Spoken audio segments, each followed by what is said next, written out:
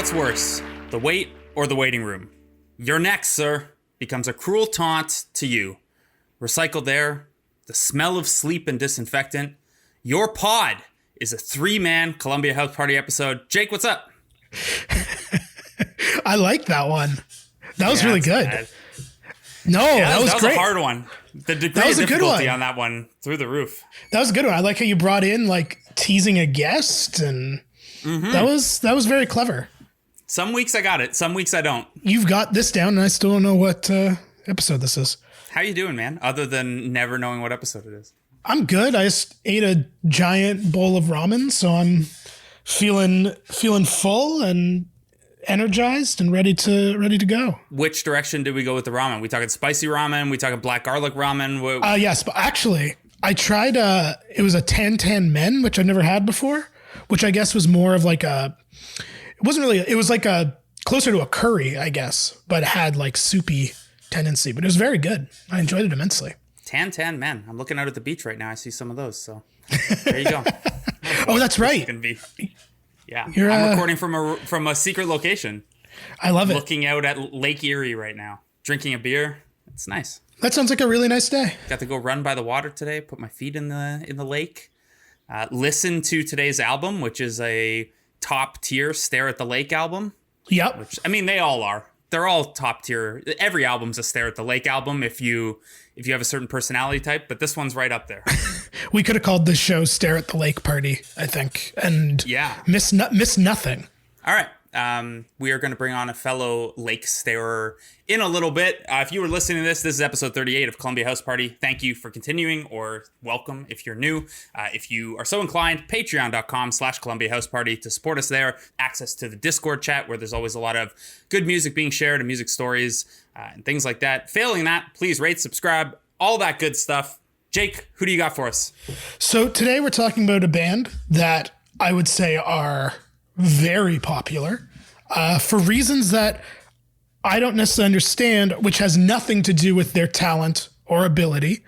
They're a band that I never super got into, and still am not like, I'm more into them now than I was whenever they were sort of in and around their prime. But a band that I always sort of I was always less into them than everyone around me at times. And they sort of feel like a band that I missed in a lot of ways, where I have a lot of friends who are super into this band and they talk about, their high school experiences, university experiences, being super into this band. And I don't really have that, but I'm okay with that. And I'm glad to be sort of able to look back on them with a more objective, self-critical lens, because I do find them super interesting, especially in like the context of the scene and everything. So this album is an album that I think if you were to ask me what album from this band we do, this wouldn't have been the one I expected. So today we are talking about Canadian sensation alexisonfire's second album, Watch Out.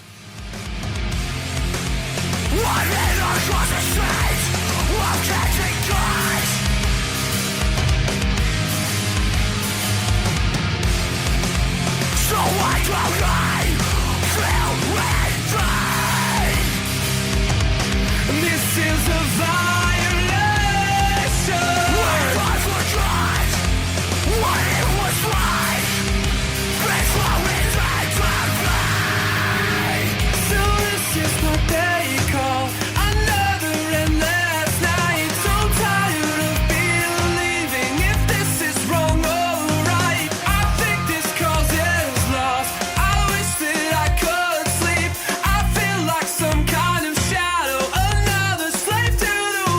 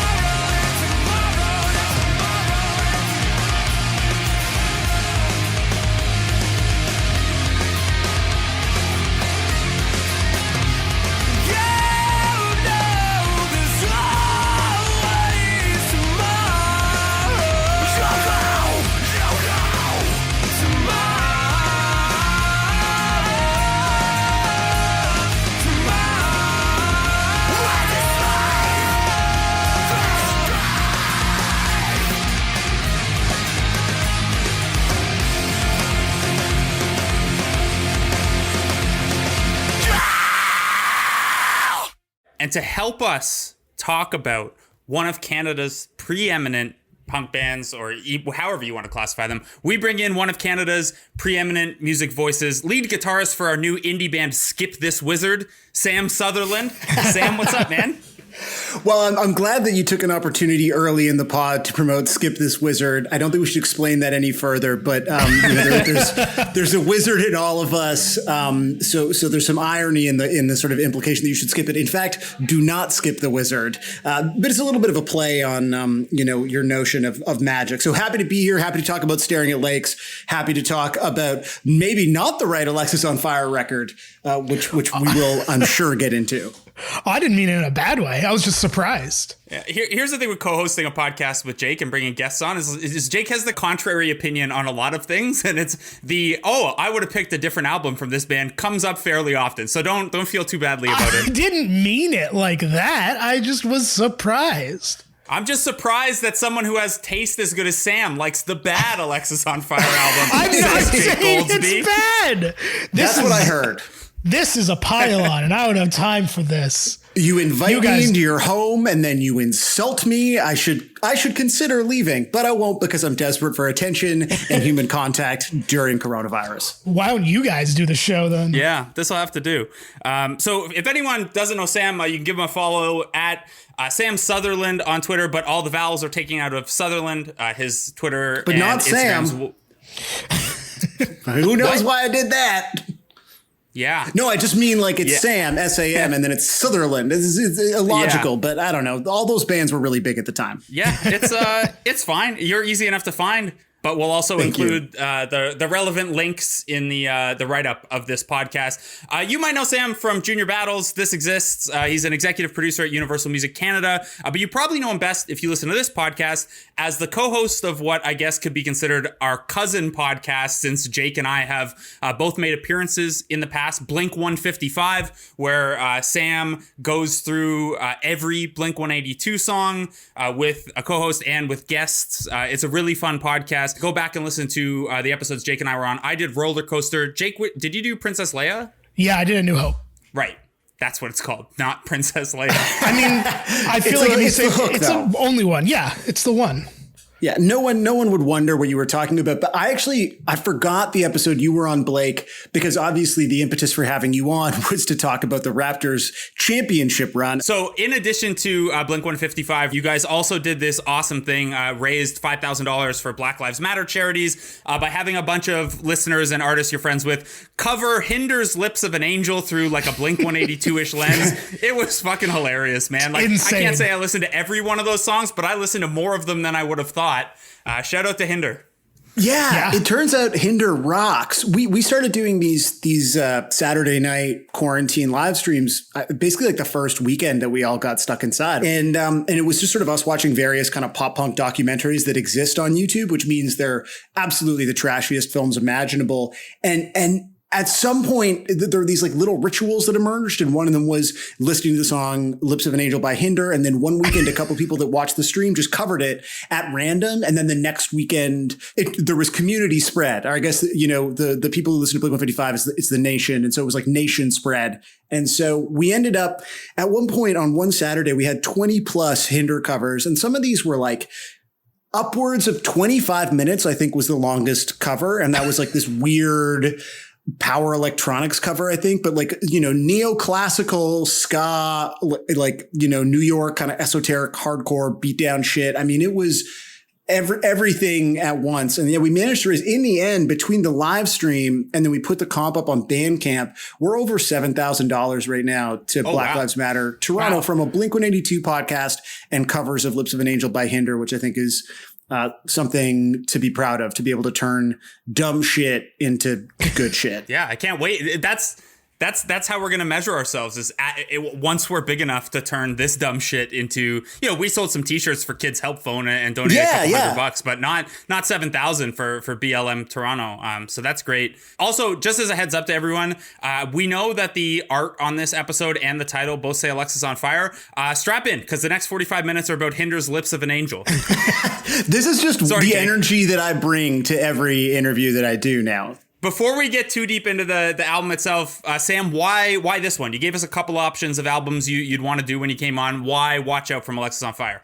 Well, I really wanted to use this sort of very cool platform that you built here to talk about what was sort of happening in Southern Ontario in the aughts, because I think there was like really exciting, really innovative, really meaningful, very impactful music that had, an audience around the globe, but I don't know gets the same like reverential retrospective treatment as a lot of the classic albums from that era that are like American or British typically. And so this was one of like 3 or 4 I think I threw out. And the reason that I wanted to do Watch Out over, I assume, Jake, the obvious choice to you was probably Crisis. Yes, right? which I want to stress, I don't even like that much. I just but it is the surprised. bigger record. I totally get it.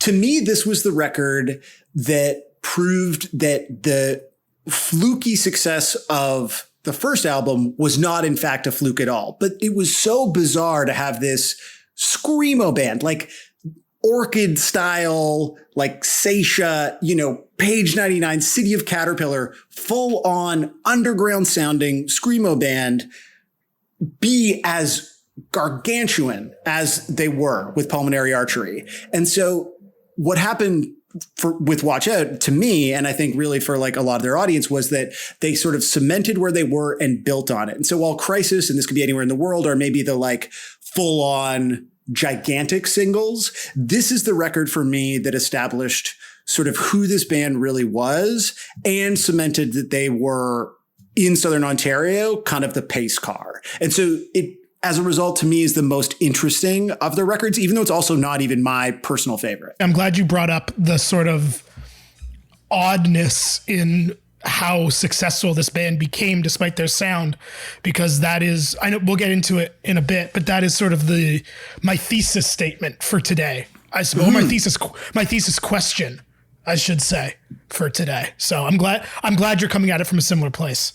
It's a really reasonable question, because what the fuck? Like, right? This band was not like after midnight popular on Much. I mean, Pulmonary Archery was a Much Music hit, and they played the shit out of it on The Edge. And I assume it was sort of similar coast to coast with other sort of modern rock radio stations. And it would have been very, very easy for that to just die down, because sort of right after this record, there were a bunch of other bands that were also sort of Southern Ontario punk bands that put out records in this valley for what sort of mainstream Canadian rock was doing at that time. So there was this moment where there was no new Nickelback record, there was no new Default record, there was no new Tragically Hip record. And into that gap went Hostage Life, St. Alvia Cartel, all of these sort of strange bands. But do you remember they used to play Hostage Life and St. Alvia, like a band comprised of just like dudes who'd been kicking around the 905 scene for a decade? They were playing that every hour on The Edge. I mean, that was like a full-on radio hit. Blake and I have kind of a running joke about the band Tiny Moving Parts, about how we've seen them open for every band in the world and never seen them headline. And St. Alvia Cartel was that for me like 12 years ago. Yeah, like completely. I saw them so many times because they were always the opening band. Yeah, because everyone loved them. I mean, they are like 201, the nicest guys on the planet. That record in particular, like it was good. The Don't Want to Wait Forever was like the hit. And so all those bands kind of got a shot in the same way that Alexis got a shot, but none of it stuck. Like, it's not like The Edge kept playing Hostage Life. They weren't like, oh, Maryland's Vitamins. I remember them. They were a sick anarcho-punk band. That kind of came out of the Who's Emma scene in Kensington Market. That's tight. Let's keep doing that. That all went away the minute that the established kind of can rock royalty started releasing albums again. But Alexis just permanently etched themselves into this upper echelon of, initially kind of, Canadian just sort of rock stardom, but then also, in Australia and in the UK sort of achieved that same stature. And I think that really happens on Watch Out. Watch Out is the reason that is still true today. Watch Out, such a successful follow-up to the self-titled that not even Nickelback's new album could kill Alexis on Fire's momentum. We're going to talk about Watch Out in a lot more detail after this.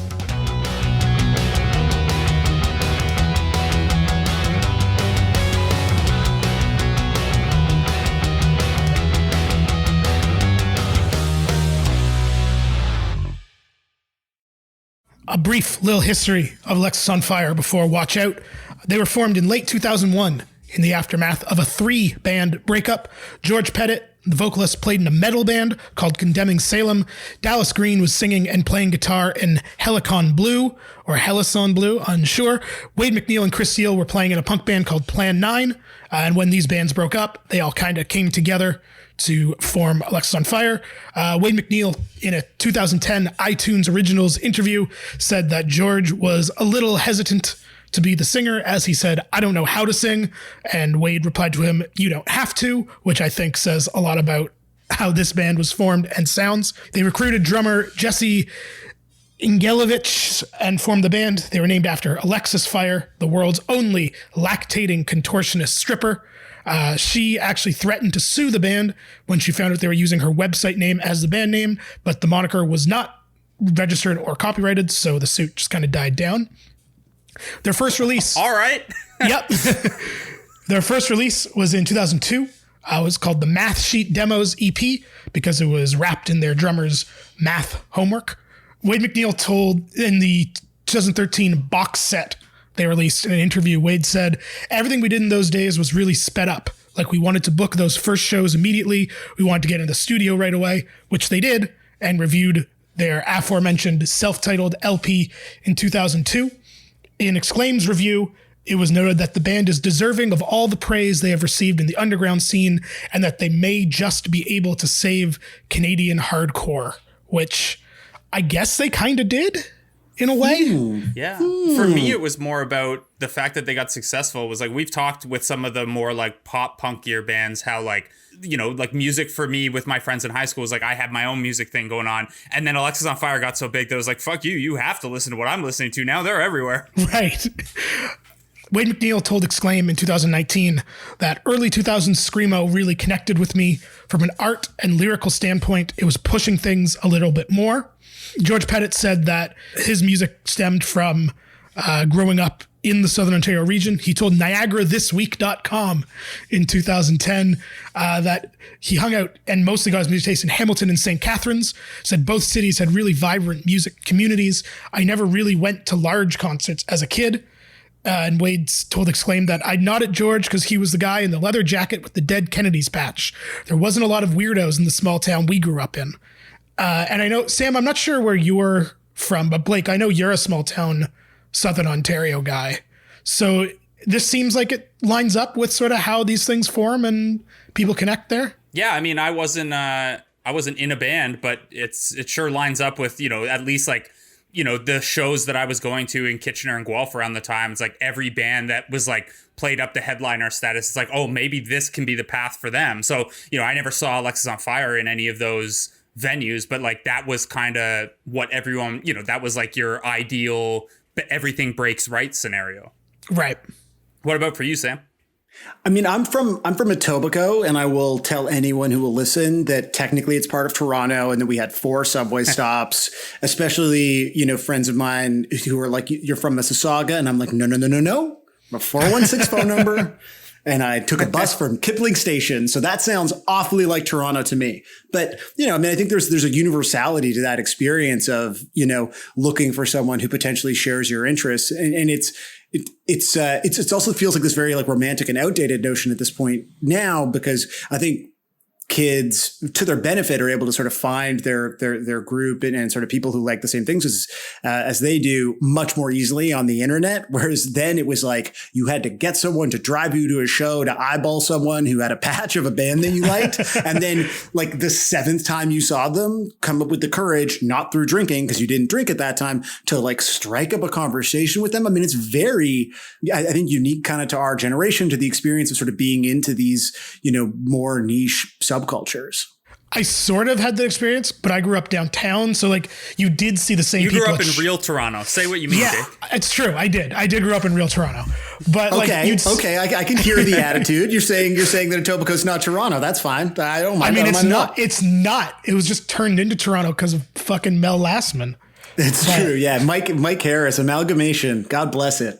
Where did you grow up, Jay? Like downtown kids? Because I went to a school that had like some kids from downtown, and everyone who lived at like Bathurst Station, like their parents were like an artist, you know, like a painter and a playwright. And they were just like impossibly cool. And they all smoked cigarettes when they were 13. Was that you? No, there is documented proof that I was not one of the cool kids when I was younger, but I'm a Danforth kid. So I grew up like Broadview. Ooh. I grew up Broadview area. So that's a great type of kid to be. It was great for all of the many, many, many shows I went to at the Opera House. That was sort of the Danforth Music Hall wasn't really a thing yet. It was a movie theater back then. It was a movie theater back then. I grew up like across the street from it, more or less. It's such a great area. I have such fond memories of taking the subway out to Broadview Station and like sitting like on the platform, just, you know, being shitheady teenagers, waiting for the streetcar to go down to Queen, to go to the Opera House and see a Jello Biafra spoken word performance. Which I had to leave because it went on for 5 hours. That's the cool kids. I was the guy who did the same thing, but went to go see like Real Big Fish and Goldfinger. So. Oh yeah, but like don't get me wrong, I also went to those shows. Wasn't actually cool. I had to drive in from out of town to see Hoobastank, so I don't know where that ranks among the cool kids. But that's a good one. Yeah. Yeah, Hooba, baby. That was my first Opera House experience. Hoobastank and Cauterize, who are like an Oshawa pop punk band. Cauterize used to be Toe. Wait, really? Yeah, Take Off, eh? Yeah. Huh.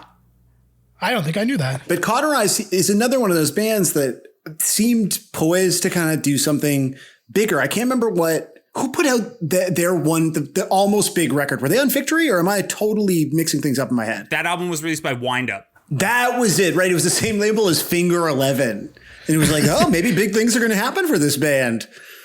Like the Rainbow Butt Monkeys. Oh man. Yeah, you know, it's like no one wants to talk about Rainbow Butt Monkeys when they talk about the 905 scene, but Burlington's best boys, really. This is really turning into a Let's Remember Some Guys Canadian punk rock edition. This is my favorite type of conversation that we're having right now. Let's remember some openers. Really? Openers is that's a good idea for a podcast. No, I understand that that's not what you're trying to do here, and I don't want to turn your podcast into openers, but like, think about that. That's a cool idea. That's your next one. That's I'm going to walk into a lake, I think is how I'm going to finish Blink 155. Thanks. That's fair. I think, yeah. All right, Jake, get us back on track here. We got to talk. At some point, we have to talk about. I was like, this is feeling a lot like Blink 155 here. I was like, we can just talk about whatever we want. I felt like I was going to, have to have a much more focused conversation, but I'm ready to talk about anything. So let's go. Perfect. The self-titled album of Alexisonfire, who is the band we're talking about, went gold in Canada in 2005.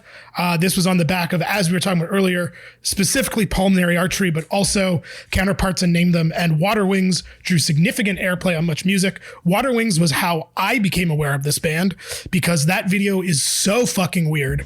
And even though I thought the song had, quote, too much screaming for my tastes, the video always sort of, every time it was on, I'd have to watch the video because it's so weird and so cool and just odd. And anyway, this is what Water Wings sounds like.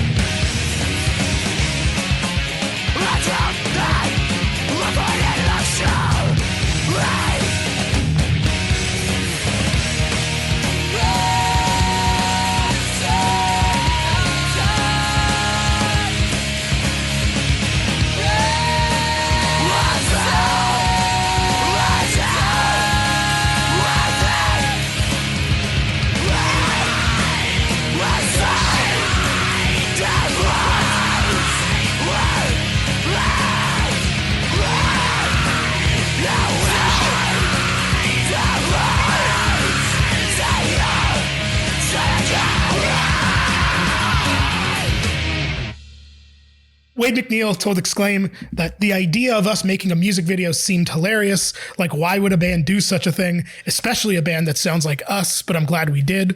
George Pettit told the aforementioned NiagaraThisWeek.com in 2009. My favorite music website. The best that I've definitely heard of. Yeah, for sure. He said, much music taking a shining to us. I think obviously that took us to another level. People were seeing us not just from playing shows. You could go to a place where you'd never been before and people would know who you were. And so I know we've digressed a little bit so far. I want to digress one more time. I'm sorry, Blake. But for me... No, it's fine. I'm going to tell you right now, it's not going to be the last time we digress. For me, this video and this song specifically was how I became aware of this band, because it got like weekly airplay on The Punk Show, which for those of you who don't know, The Punk Show was at 11 p.m. on Friday night on Much Music, hosted by George Stroumboulopoulos. And I think I can safely say that this podcast and my music taste would not exist without The Punk Show. And I am curious as to that, if that was a just me thing, or if because Much Music itself obviously gets so much credit for, and justifiably so, for breaking so many Canadian bands, especially around this time. But I feel like because it was a little less mainstream, The Punk Show doesn't get brought up as much, or as much as it should. And it sort of gets lumped in with Much Loud a little bit. But I feel like The Punk Show was just so important in Canadian punk and doesn't really get the credit it deserves. I think George in general, George gets a lot of credit because there are two famous people in Canada and he's one of them. So on one hand, I don't think that George Stroumboulopoulos is waiting for someone to come along and say hey, you're actually quite good at your job. Because again, anytime someone can think of a host in Canada, it's like he's one of two people who's capable of doing it. And for good reason. But I think for me, it was less about that show specifically. I don't really remember watching it a lot on Watch Music. What I do remember is when he was just like a regular VJ hosting on Much, that he would always wear local band shirts. It was such an impactful, subtle way of promoting what at the time were often super underground bands. Like he was always wearing Protest the Hero shirts. And that was like this band of literal 16-year-olds from like Whitby or Ajax or wherever they're from. And he would wear their shirts constantly. And this was at a time when everyone, like you got home from school, you watch Music, you'd hang out with your friends on the weekend, you'd watch Music. And he was indisputably the coolest guy. And he was basically co-signing all of these punk bands. And more so than the Much version, it was the show that he got to do on The Edge, which was then taken over by JD and by Barry Taylor, who sort of carried on that legacy, I think, really effectively, where it was when CFNY had this sort of open studio facing onto Yonge Street, sort of at the ass end of the Eaton Center. And he would go in there and do the punk show. I guess it was like Thursday nights, right? From like 11 till 1 a.m. I don't really remember the specifics of it, but in addition to sort of playing whatever he wanted, which is baffling to think about now in this era of like incredibly corporatized radio playlists, you could show up with your demo and he would play it. I think of like, my brother-in-law was in this like, just like janky, fun, like, hardcore punk band, and they'd show up and like bang on the window and like he'd invite them in and you could hang out and he would play your song on The Edge. And it wasn't just like a passing thing for him, because what happened was years later, the drummer in that band is like Basha Bulat, like the sort of like indie kind of harpy songwriter who's, a big deal. She did an episode of his CBC Radio 2 show like 2 years ago, and they played that band and he like remembered playing them on the punk show. So he was like very much opened up what felt like this sort of impenetrable sort of media wall. And I think that really continued on Much Music. And I think it was really about sort of saying to kids in this city and hopefully kind of kids across the country that like the bar was not that high. And so in addition to, it sounds like really kind of shaping some people's sort of tastes and sort of exposing them to these new bands, I think it also like served to really reinforce like a punk mindset that like he wasn't unattainable. He was literally, you could go and bang on the window and he was there and he'd play your demo on like, this wasn't CKLN. Like this was like the fucking radio. And that and that he consistently used his platform to support, again, like local bands, young bands, emerging bands. Like it wasn't just about him putting on a Black Flag shirt. So like you knew that he was cool. It was about him, really basically like advertising these bands to an audience that might go and check them out on probably MySpace at that time. And I think that like he gets a lot of credit, but that's something that I agree with you, Jake. I don't think like on the whole, as part of his career, that's something people talk about enough. I will also just say, still a good guy. I watched the Raptors championship parade with him. We were both in like the radio area before everything went wild. And yeah, very nice guy.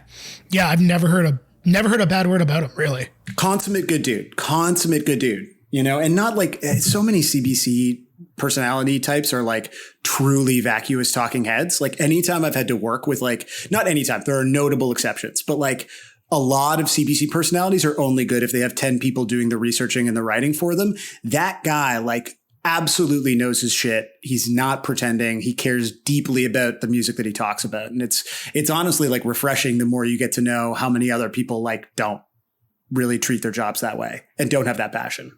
Well, that certainly answered my question. I love that. That's great. Back to alexisonfire. They started gaining attention from major labels due to the success of their debut, but decided to remain with Distort Entertainment for artistic reasons, as they said.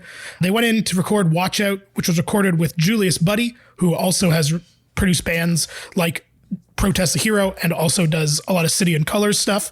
They recorded near Hamilton. Wade McNeil has said that he became a sixth member of the band.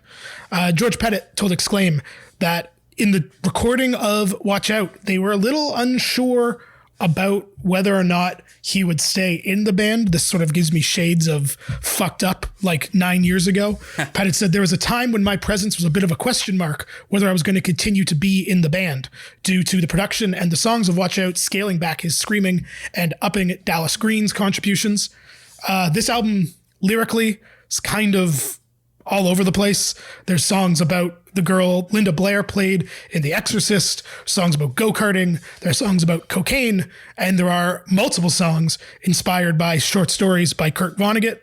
One of those songs is this song, which closes the album and has been played at, I think, almost every Alexis show since then, and that is Happiness by the Kilowatt.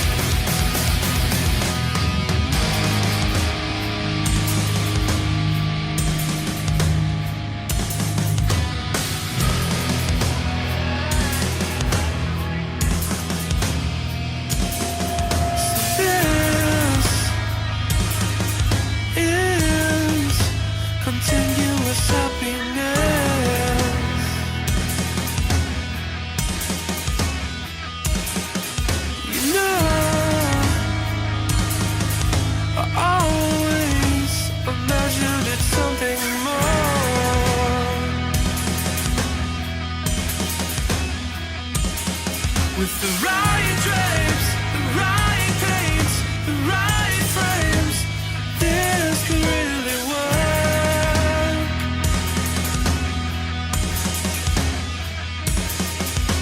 What a great day to spend indoors.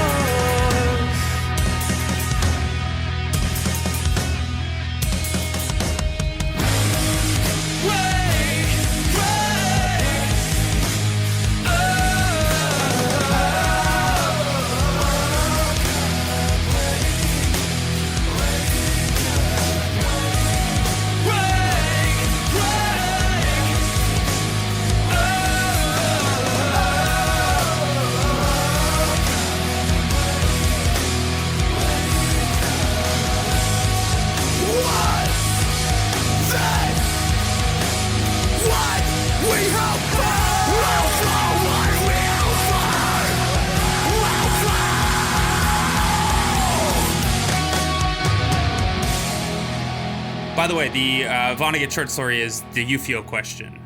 That song rules. And I recently worked in the You Feel question and that song into an article, and I was very proud of myself. Patted myself on the back. Good for you. That was great. Jake, it was the same article where I did Grand Theft Alston, and you got really mad. Dallas Green has said that Happiness by the Kilowatt is his favorite Alexis on Fire song. And I am surprised to know that he actually has one, but we'll get into that in a bit. According to Setlist FM, which of course is a completely accurate picture, it is the 7th most played live song in Alexis on Fire's discography. It was nominated for the Best Independent Video at the MMVAs and lost to the band Pilot. I don't know if you remember Pilot, but I think that's Pilate. I can't remember the name of their single. I know The Edge played it a bunch. So here I was thinking Pilot of a Plane, and they're like, no, we're just descendants of Pontius Pilate, that asshole. I'm trying to remember the name of their single. They've apparently changed their name to Pilot Speed. I don't know if that helps. No, that doesn't help. That doesn't help at all. They would win the Video Fact Award that year for Counterparts Number Them. And the next year, they would win Best Independent Video at the MMVAs for Accidents. So it all worked out, and Pilot still exists. Good for them. Keep on keeping on. Sometimes when people have those conversations, I know that like on a much lower scale, occasionally someone goes like, oh, Junior Battles, I wonder if they're still a band. And so every time I do that, I think of like someone like thinking that every like 2 years about me. And so I try not to be quite as rude about it. The success of Watch Out allowed the band to tour Europe for the first time. Wade McNeil told Exclaim, he said, we went there not knowing if our record was out, if anyone cared about us, and we got there and our tour was sold out. He said, that was the beginning of us not touring the States for a while and going, there's a lot of other places to play in the world. We don't need to play in New York so many times, which I knew they were big in Europe. I don't think I knew they were like, the album came out and were sold out big in Europe. Yeah, I mean, I don't fully understand, you know, and if you look at the sort of final show dates when they kind of broke up for the first time, for the time that they broke up, and then same thing, like any of the kind of reunion festival shows they've been doing since, like, you know, that's a band, and maybe I'm jumping ahead here, but since you mentioned it, it's like they don't play New York that much. They like never got big or really big in the States the way that they did here, the way that they did in Europe, in particular the UK and in Australia, like kind of inexplicably. Yeah, so my NBA editor at The Athletic, like not my editor here in Toronto, but our head NBA guy is a guy named Sergio who has like a ton of music overlap taste with me. And like in the playoffs, I did a song of the game for each playoff game in my like morning after like stats breakdown and stuff. And one of them, Sergio edited, and he was like, how have I never heard of Alexis on Fire before? And I was like, wait a second. Like we had talked before, there was so much musical overlap. And like even to this day, and I think he's Florida based, he had just like Alexis just hadn't got on his radar, and he loves them now. And he was like, give me some more Canadian bands. And I threw a couple more at him, and he was like, I hadn't heard of them either. Like I think Billy Talent was the only one roughly in that time and genre that he'd heard of.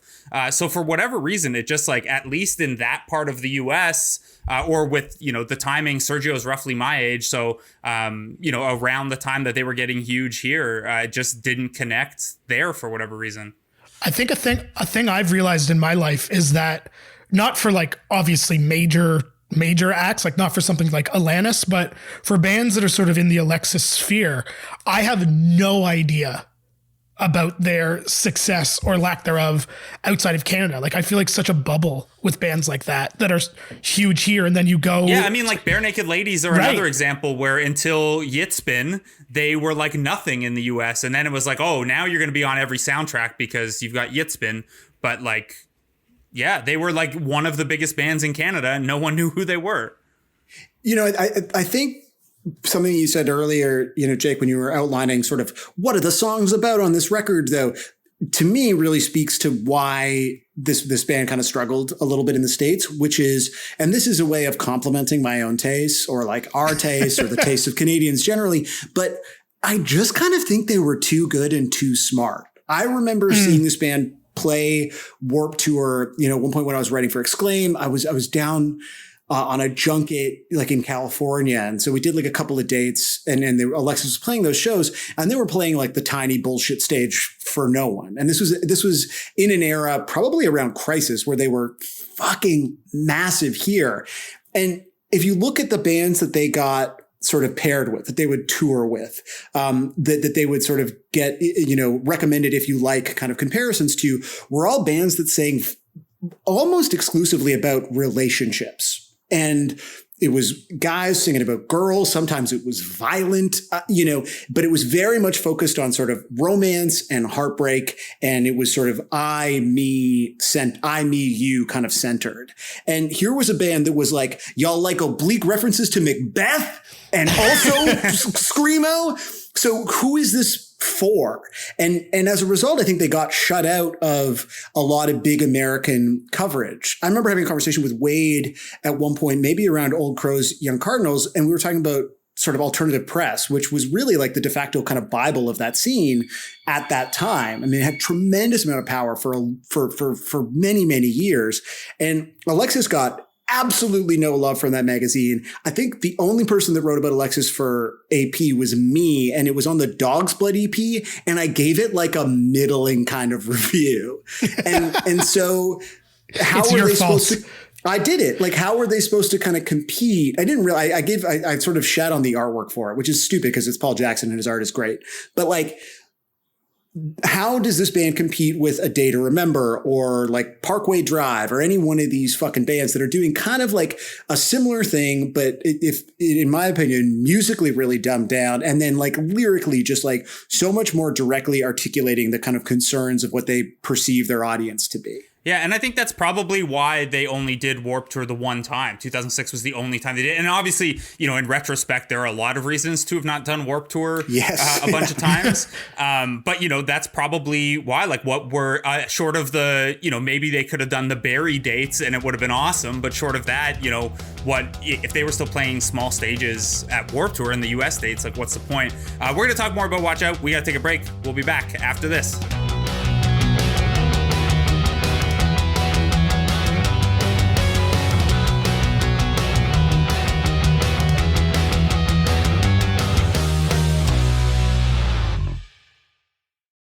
So I think of sort of in retrospect, one of the most notable songs on Watch Out is not one of the major songs on Watch Out, and that's the song Sidewalk When She Walks, which is notable because it features no George Pettit vocals. And before the band's reunion in this past tour, and I'm not sure if they played in 2015, it was never played live in their first go-round. It's just Dallas Green singing. Obviously, it's much louder and heavier than your typical City and Color song, but I do think it is very much emblematic of him and what he wanted to do with music. And I mean, the sort of conflicts between Alexisonfire, I don't know if conflict's the right word, but divide between Alexisonfire and Dallas Green are pretty well documented. When they broke up in 2011, he told NME that he wanted to quit for more than a year and that being in the band was killing him. Off George Pettit saying the split was not amicable, he said, "It's the truth, right? They didn't want me to leave the band. They said, why can't you just keep doing what we're doing, go back and forth? Well, that's why I'm leaving, because it's killing me. As much as they saw me always on tour and putting records out back to back to back, I don't think they really understood that I was literally never home. I've had nervous breakdowns. I was in the hospital with pneumonia. I've lain in the bus crying uncontrollably at night. I was running myself ragged, trying to appease my commitments to Alexisonfire, but also trying to appease all the people that were showing interest in City and Color. It just got to a point where I had to make a decision, but after 10 years, part of my heart is there with Alexisonfire, but most of my heart is with City and Color." And so, if you want the first draft, sort of City and Color, this is that song, Sidewalks When She Walks.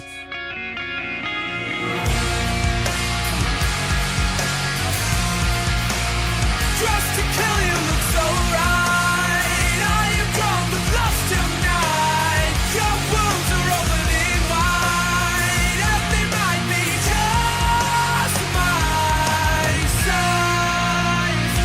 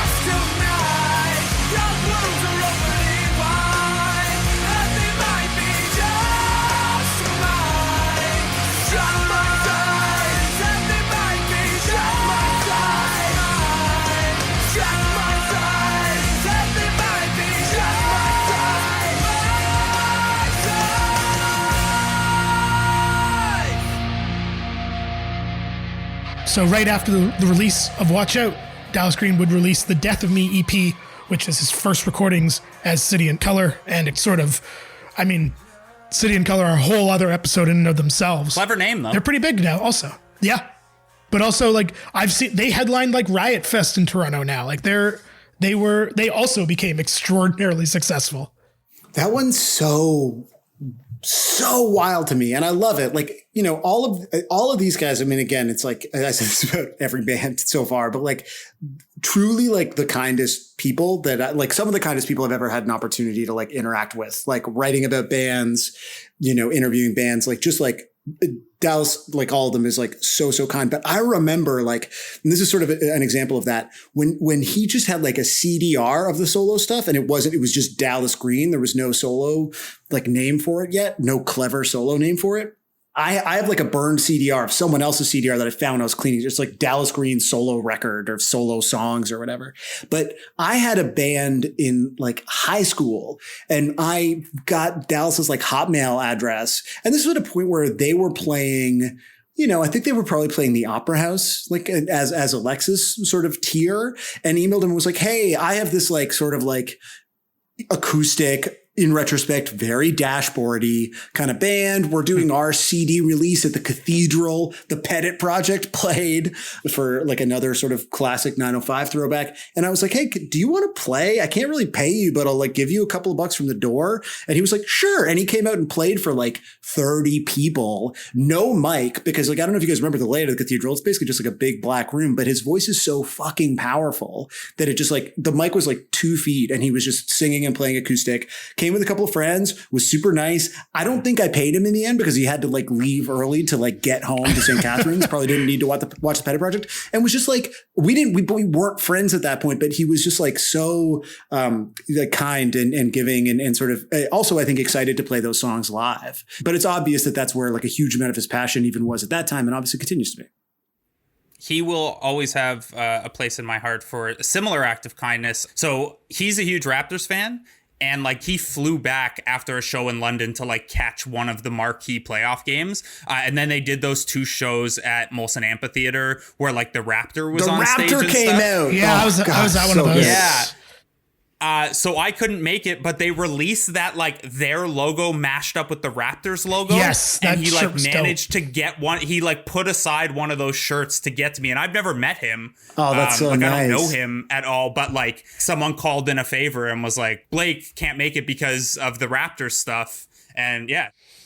The other thing that I want to talk about and I know Blake wants to talk about this as well, which is I guess related to this album, but more Alexisonfire as a band on the whole, is the fact that they are very good at writing album openers.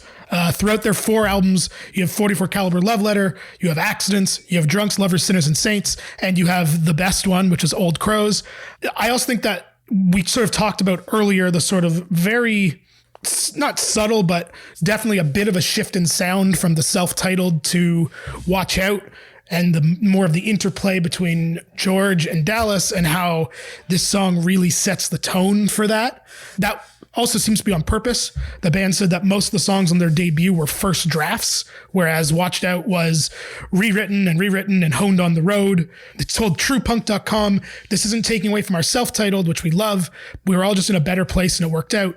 I can sit here and go on about the differences, but you can go buy the album or stream some songs from online, which is a very funny sentence, and you'll be able to figure it out. The fans are smarter than a lot of industry gives them credit for. They know what's up. And Accidents, as I mentioned earlier, won an MMVA for Best Independent Video. It also received quite a bit of airplay on Much Music. And it's also just a really kick-ass opener.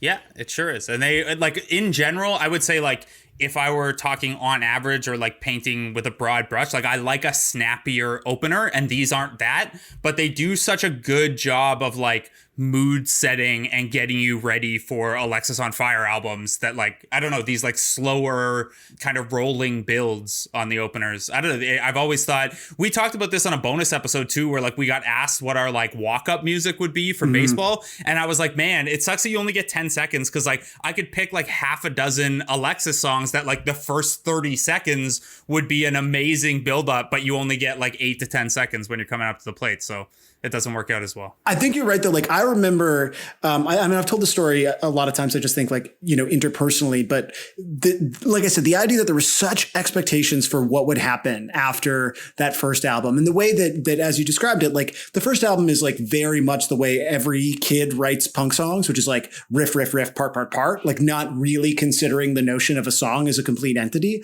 And this album, the way that it starts, like, first of all, it's like sort of disorienting. I mean, it sounds like an In Flames record off the top, and that like boo doo doo doo doo, like you don't know where you kind of are in the song until like the hit comes in and then you have the hats kind of clicking. But up until then, it's just like octave chords, which are of course like the coolest thing that you can do on a guitar. And I remember I was writing an article about them. And so I got an advanced copy of this and I went to like my friend Malenko's house, who was like the guy that like had gotten into the band first in our group of friends. And like, we put it on, and I talked to him about this recently. Like he remembers this too. Like we put Watch Out on, and that song started, and there was this like first like just a sense of relief, like, oh my God, like it's good. They did it. It's like this band is concretely fucking great.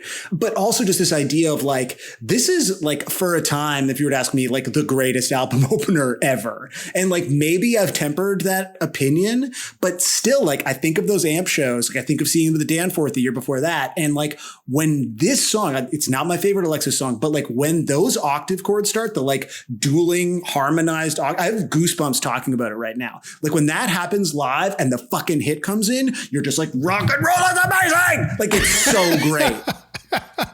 Well, we could listen to those octave chords because this is what the song Accidents sounds like.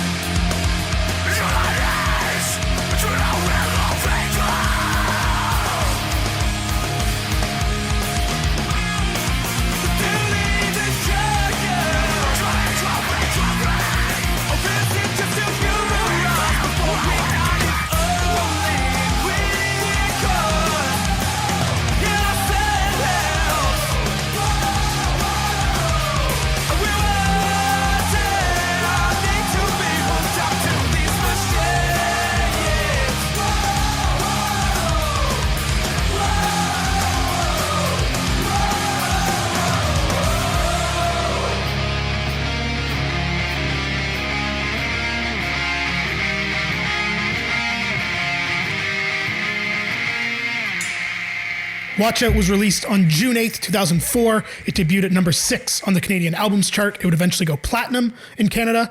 In 2005, they would win the Best New Artist Juno, beating out Death from Above 1979 and the great forgotten Canadian band, the Marble Index, who I will talk about another time because they were so fucking good.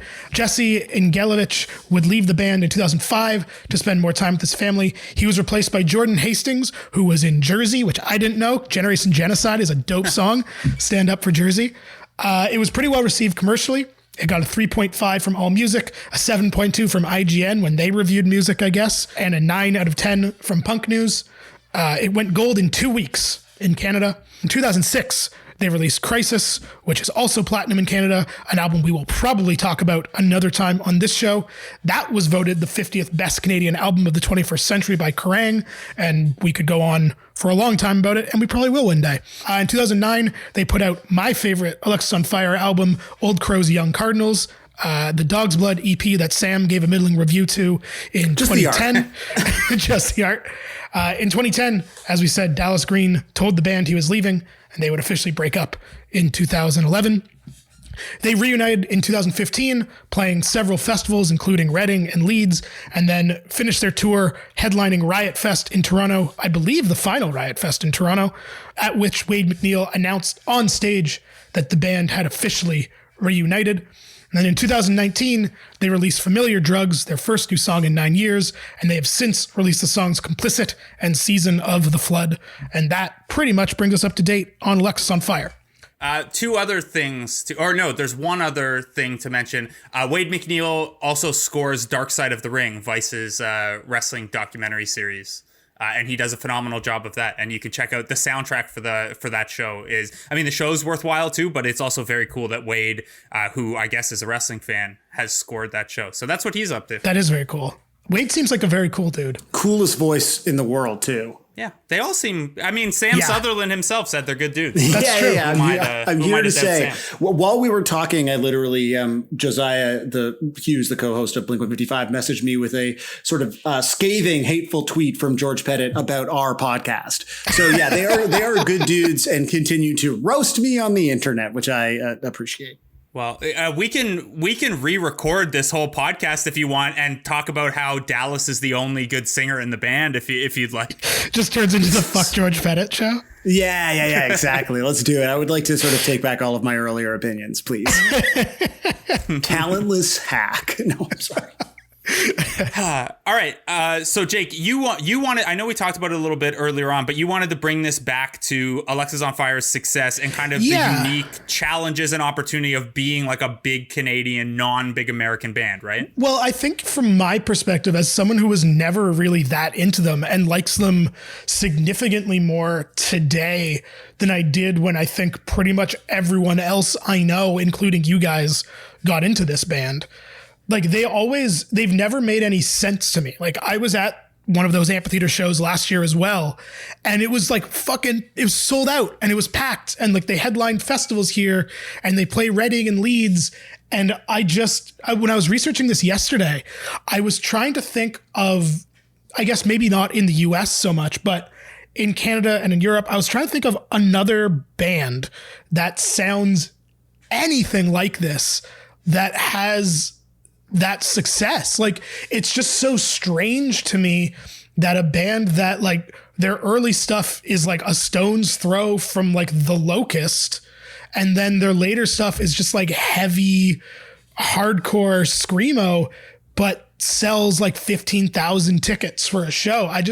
It has always amazed me, and now that I am older and have a more broad sense of music in general, it still amazes me. And like it's not for lack of talent, but it's just amazing to me that a band that sounds like this is so successful. I think this was also like the last era of like, for bands, like I think that you have this happening like a lot now with like artists in other genres, but of like the local band that everyone just sort of glommed onto because they maybe seemed like they were the ones. Like I was talking a bunch about Not By Choice recently, probably because this is the sort of shit that I talk about. And like, you know, this band that like never really broke, but like when you would go see like say a Blink-182 show at the amphitheater, everyone on the lawns was wearing a Not By Choice shirt. Cause like that was like the band from this area, you know? And I think like Alexis initially sort of had that kind of groundswell of support, like the same way bands like Monine did, that was like, this is like our version of a thing that we know is kind of happening elsewhere, but it's like a little different. It's more ours.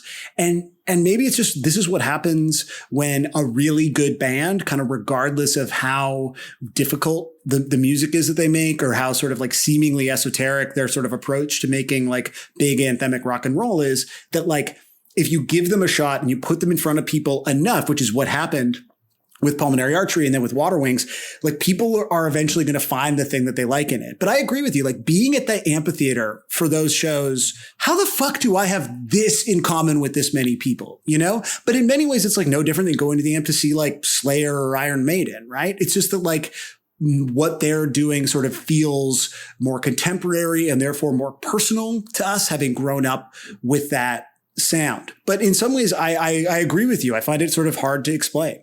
And I don't want to like recenter that discussion on like friends of ours, but like I feel like the closest thing that I've experienced to that in the last maybe like 5 years or whatever is like Pup between like in the lead up to Morbid stuff, where like they did the 3 nights at the Danforth, and then they had, you know, coming out of Morbid stuff, they had Echo Beach, which was huge for them. And it was like only then that they were starting to do bigger venues in the US. I remember seeing like members of like sports media make jokes that like, I know more people who like Pup than like I have followers on or following on Twitter. Like it was just, they became kind of like Toronto sports Twitter's band. And it's like, obviously it's not the same scale as Alexis on Fire, but it's like the closest thing I can think of from recent times. But I think that's a really good comparison, because like Pup in that context, that makes more sense to me.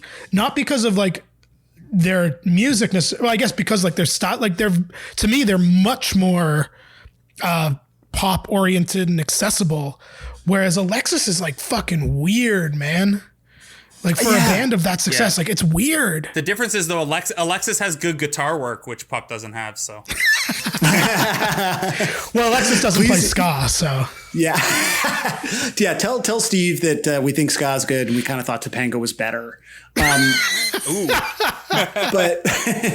but no, I mean, I think like the fact that they so successfully melded what was this like burgeoning thing in kind of hardcore, which was the screaming singing, created a window for people. This is why I wanted to talk about the Southern Ontario thing, because like none of these bands like Silverstein or A Day to Remember or like other bands that got bigger worldwide exist without Grade. And I think that Grade get no credit. And then sort of Alexis sort of similarly weirdly don't somehow, I mean, they get more credit, and they probably like enjoy maybe a slightly nicer lifestyle than Kyle Bishop does. I don't know. But there was this sort of thing that was happening that happened here. Like like I'm responsible for it, but sure, I'll take credit. We are responsible for this sound that like completely took over Warped Tour and took over alternative press. And it allowed people who might have otherwise, like Jake, like you were saying, you found the screaming kind of alienating, to find like their hook into it. And then once you had that, like once there was like a way for you to relate and understand, all of a sudden you were like, oh, I love these guitar parts. Unlike Pup, you know, I love, you know, this drumming, although like, I mean, Jesse had his struggles as a drummer. You know, I think like the way that sort of Dallas became the window for a lot of people, and then you kind of progressed to the point where they really started to understand how to use all three voices in this like incredible fashion. I think that is maybe part of it, and that none of these other bands really have, like, even if they had one person who was screaming and singing, they were like compromised somehow. Like maybe they weren't as good at one of those things. Whereas like there's no denying the fact that Dallas Green is like one of the greatest vocalists this country has ever produced, and it's hard to not feel it in your plums when he starts singing. Wherever your plums are, your emotional plums, you know? It's funny you say that, because like I remember in high school when I was sort of not like against this band, but like they just weren't for me. I remember saying out loud, like, oh, I'd like it more if they just had Dallas Green's parts, which is funny to me now because I'm not a huge City and Color guy. But then I go see Alexis, and then that interplay between all three of them, as you say, it's like, it's just so good. But that's why a song like Sidewalks When She Walks is like a song for you then, right? It because was, yeah, for Dallas's sure. vocals, yeah. Speaking of songs for you, Jake, but more songs for Sam. Sam, at this point in the podcast, we always pick one song from the album we're discussing for the Columbia House Party mixtape, which is kind of the living diary of this podcast. So we have to choose a song off of Watch Out that you feel either that you like the most or feel best represents a conversation, or whatever you want. We can decide together, or you can just unilaterally impose it as the guest. Well, listen, I don't want to tell you how to do your job. My suggestion is Accidents. I feel like it's the most resonant, anthemic distillation of what made this band so powerful at that moment, and what has sort of carried them into the present as like an ongoing sort of relevant concern.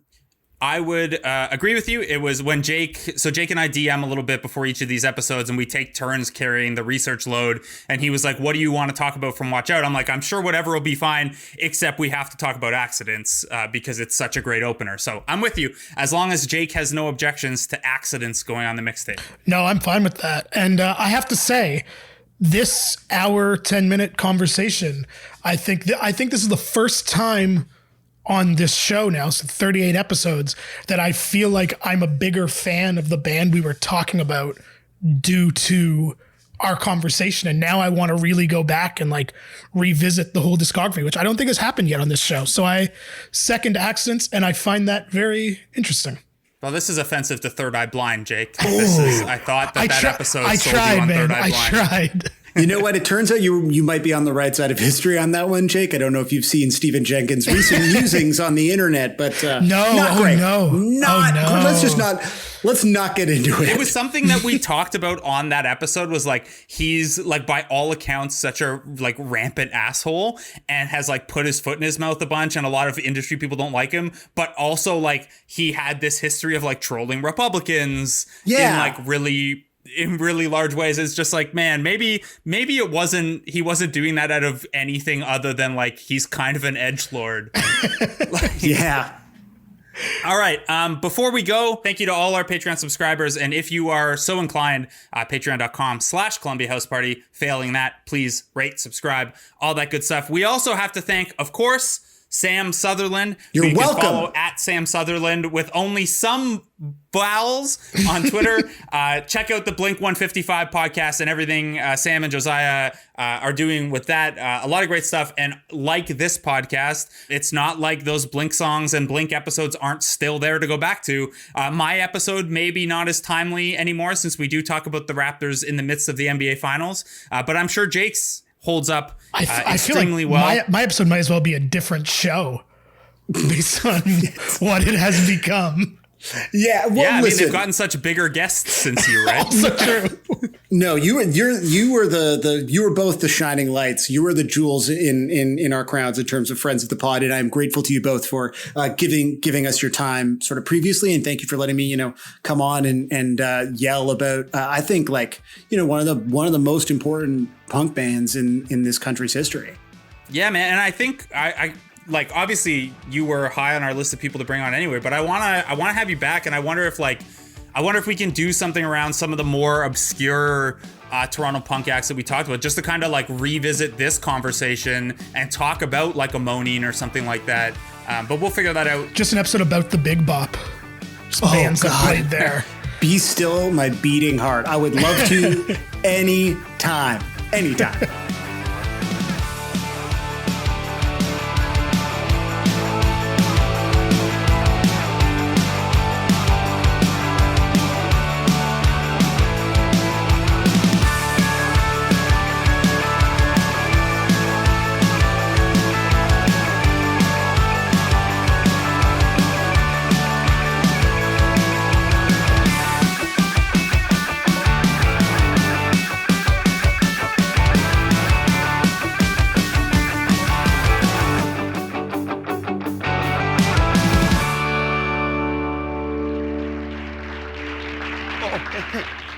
please try the fish.